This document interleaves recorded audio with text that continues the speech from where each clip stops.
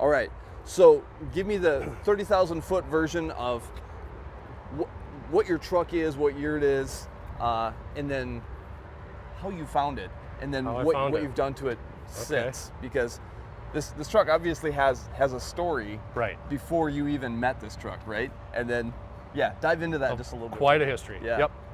So yeah, this truck was originally built probably 1983, 1984. It was just a cab, no front clip, no box.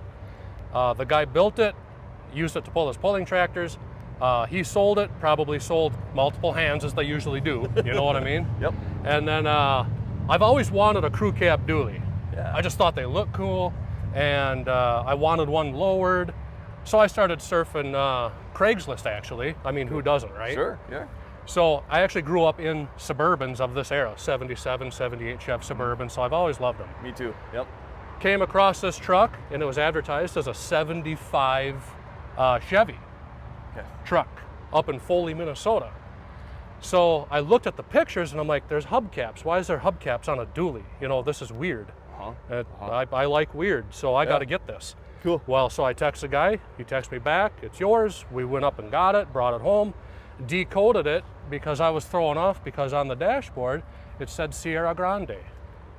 Okay. So I decoded it, and turns out this truck is actually a 1976 GMC 1-ton. Okay. It was originally a single tire rear end. The guy put a dually kit on it, hence the hubcaps. Got it. Okay. So it doesn't have the spacers in the front for the dual wheels and things like that. Okay. So it's kind of it's a hybrid, if you want to say that. Yeah, you could say that. Yep. It was a 3/4 ton made into a 1-ton. It was actually a 1-ton single. It was single a 1-ton rear single. tire. I'm sorry, you said that. Okay. Okay. Yep. And was it already low, or did you lower it? Okay. No, so this thing, like most 1-tons, sat a mile off the ground. Yeah. You know, it had running boards on it and everything else. Yeah. I wanted it low.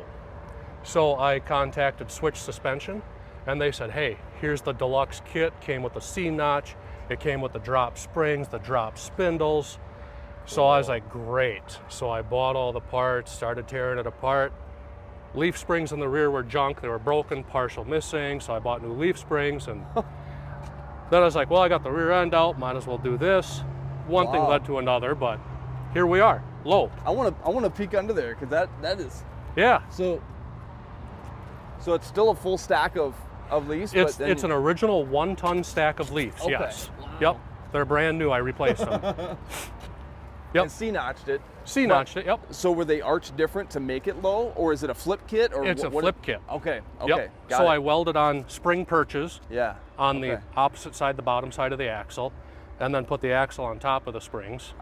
Yep. Okay. But you know, doing all of that, you got to make sure your axle pitch is right, the drive shaft pitch, and all the fun stuff. That can be a whole different set of headaches by doing that. Yes. And so drop coils and spindles in the front, or what is it? Yep. Okay. So it's 2-inch drop springs and then 4-inch drop spindles. So the kit in this dually is considered a 6/8 drop.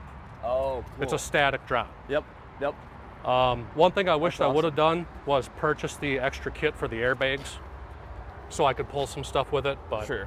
Well, that was actually one of my first thoughts when I saw it was, is that thing bagged?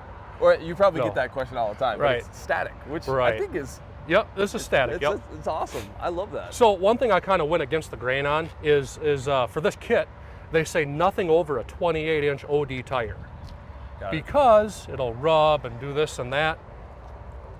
I liked the original full large tires. I do too. Yeah. So I put the 29.5-inch tires on it. Yeah, man.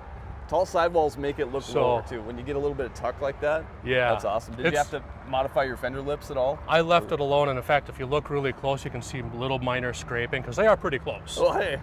Cool. And when it's low, it's actually really fun to drive on twisty, windy roads. Yeah. It's so wide, right? This is not a sports car. So guess what? I hit a bump going around a corner going too fast and bottomed out the front end. The tire into the fender well. That made me pucker just a little bit. Yeah. It's like, all right, no, I'm not driving a sports car. I am driving a 7,000-pound tank. Yeah, that's true. So but that's awesome. why they say nothing over 28-inch. But I love the full look. Yeah, I do too. It looks awesome. So tell me about the power plant, engine, transmission. Oh, the power plant. Yeah. Yep, so I bought the truck without an engine. Okay.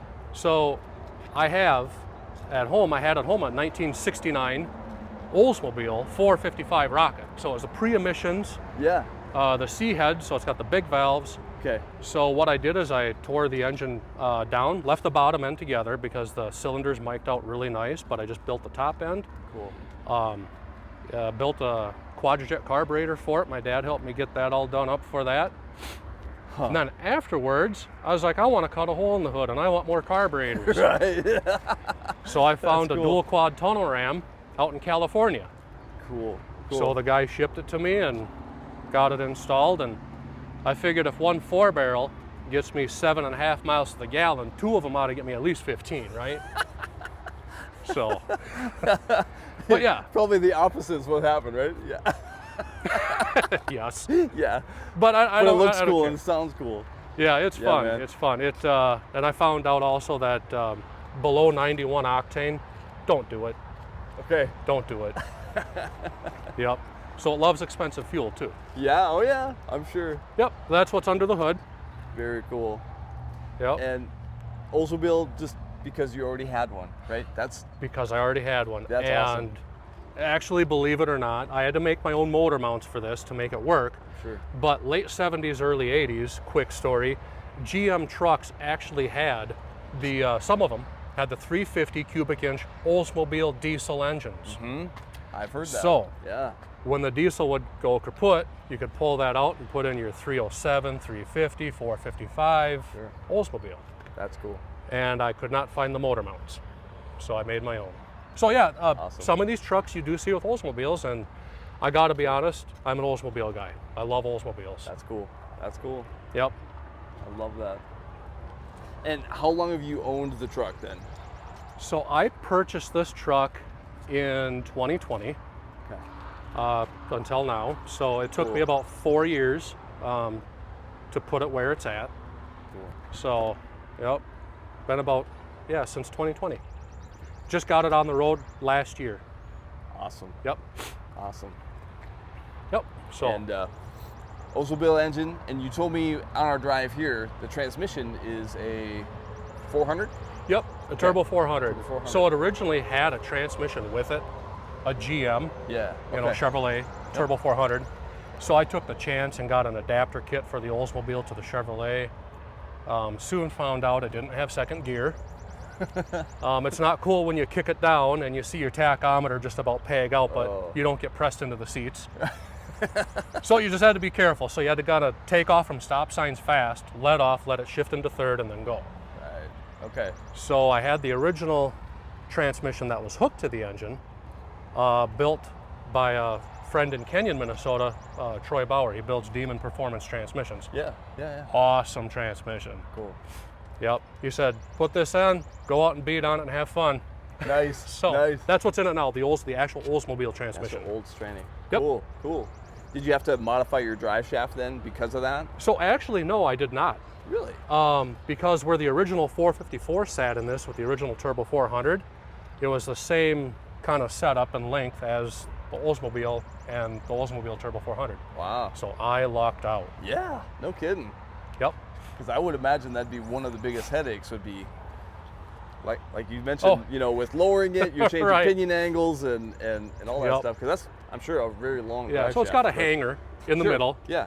Yep. So when I was setting the transmission and engine, you know, you got to get that pitch right. Uh-huh. But then when I was setting the axle, you got to get the second drive shaft pitch right. So Sure. the first time driving this truck, I'm crossing my fingers. I'm like, well, not only please don't start on fire, please don't break down, Right. but please don't vibrate me to death. Right. Smooth, as you felt, smooth as can be. It is. Yeah. So, yep. And big back seats, so you got room for the kids. You guys Yes. take it on trips. You do Yep, we go to camping, some things car like that? shows. I would Cool. love to actually go camping with it, hence Nice. why I want airbags in it. Yeah, yeah. But yeah, Awesome. we'll load up on a beautiful Sunday morning. We'll load up and I'll take the family to church in it. Awesome. Awesome. You know, so that's another reason. It can fit 6 people. Yeah. There's 6 of us in my family. Love it. So Love it. yeah, it's fun. That's cool. And then if the kids start acting up, which they do, I just reach down and open up the loud switch on it, drown all that noise out, and just, you know. That's great. Did some of the cool accessories that are on the truck, the visors, the sun visor, the sliding back window, were those on the truck, or did you have to like accumulate some of those parts that you wanted? So it's interesting you say that. When the truck was advertised in Foley, Minnesota, and I bought it, this is before I knew the original builder of the truck in the 83, 84. Okay. It actually had a visor on it, and you can see where it had a racer back on it also, okay? Yeah. So the guy that was selling it contacted me and said, hey, my nephew would like to keep the visor and the racer back. Do you mind if we take that off the truck? And I was like, go ahead. Yeah. I don't want them. Sure. You know? Okay. I get the truck, I do the work. I meet the guy that originally built the truck and put the stuff on it. And these were also gone. Okay. So I met him, and then I thought to myself, crap. Now I want to find that stuff. Yeah, they look cool on there. So I found a visor, I bought these new, still can't find a racer back. So. Okay.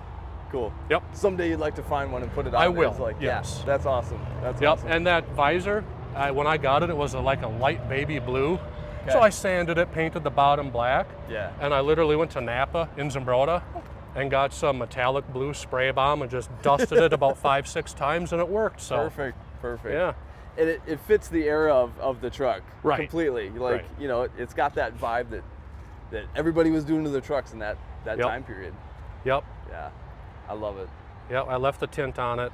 I wasn't going to take that off, so. Yeah, it fits.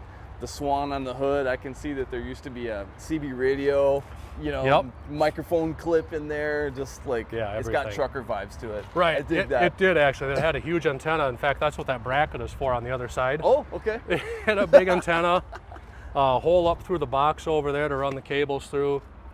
Love it. Yeah, so I mean, this is a completely different dash in there, different dashboard, and okay. Yep.